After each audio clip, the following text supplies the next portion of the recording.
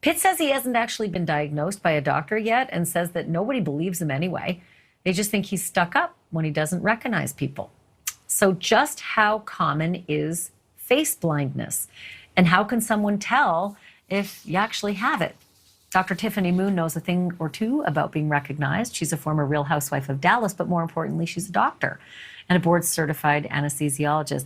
All right, Dr. Moon, I had never heard of it. Am I the only one who doesn't know about face blindness? Like, is this a real thing?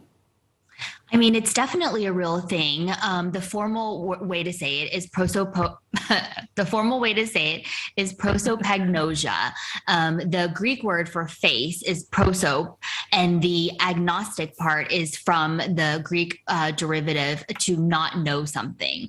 So that is the formal way to say it, but it's called face blindness because these people have a particular deficit in recognizing faces. Even though their vision is good, their memory is good, they can read, they can recognize objects, but it's a specific impairment in the recognition of faces. So is it rare? Do a lot of people have it? Do some people have it and they just don't know it? They just think they're losing it? No, the incidence that's quoted in the literature is about 2%. That depends on the diagnostic criteria being used. That's for what they call the congenital or developmental feature of the disease.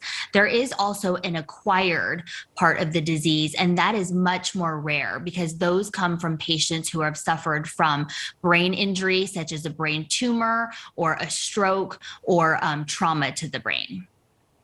I'm still sort of confused as to why it's just faces. Like, why can you just not recognize faces and say, you know, I don't know, art or any other kind of thing that you would look out in nature or, you know, in non-nature? I don't understand why it's just faces.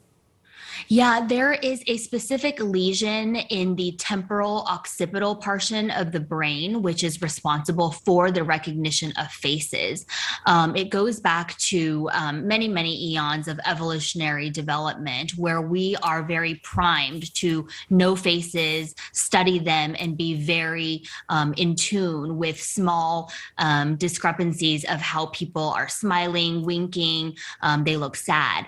But for some reason, these regions of some people's brain just doesn't develop fully. They have a missing lesion in that area of the brain, and therefore they have this very specific deficit, whereas everything else in their life appears to be normal.